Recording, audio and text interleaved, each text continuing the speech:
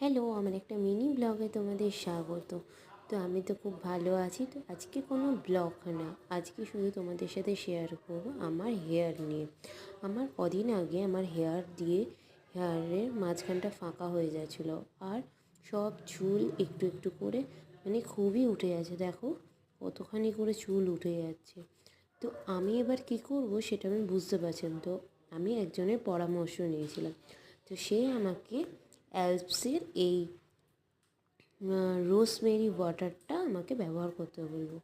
তো আমি তোমাদের ব্যবহার করার জিনিসটা দেখিয়ে দিচ্ছি। তো রোজমেরি ওয়াটারটা ব্যবহার করে আমি খুব স্যাটিসফাই। আমার নতুন চুলও গজিয়েছে। তো এটা কী করে ব্যবহার করতে হয়, তো চলো তোমাদের সাথে শেয়ার করি। তো ফার্স্টে হচ্ছে চুলখানা আঁচড়ে নেব ভালো করে। দেখো আমি চুলখানা ভালো করে আঁচড়ে নিচ্ছি, মাঝখানে শীতে করে, যেরকম তোমরা শীতে করবে সেরকমভাবে।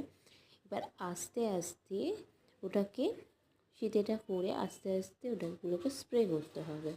তো দেখো আমি এটা হচ্ছে খুলে ফেললাম, দিয়ে তারপরে হচ্ছে আমি আস্তে আস্তে করে দেখো স্প্রে করছি। এটা তুমি চান করার আগেও করতে পারো, চান করার পরও করতে পারো। আর এটা একটুখানি দিয়ে একটু জলের মতো, খুব শাইনি, মানে কিছুই বোঝা যাবে না তেলের মতো। তো এটা আস্তে করে ম্যাসাজ করতে হবে মাথাটা দিয়ে। তারপরে তুমি যদি 2 দিন 3 দিন করো তাতেও অসুবিধা নেই। তো 5 মিনিট এরকম হাত দিয়ে ম্যাসাজ করতে হবে। ম্যাসাজ করে তারপরে চুল বেঁধে শুয়ে পড়তে হবে। তো এটা খুবই ভালো, তো তোমরাও ব্যবহার করতে পারো।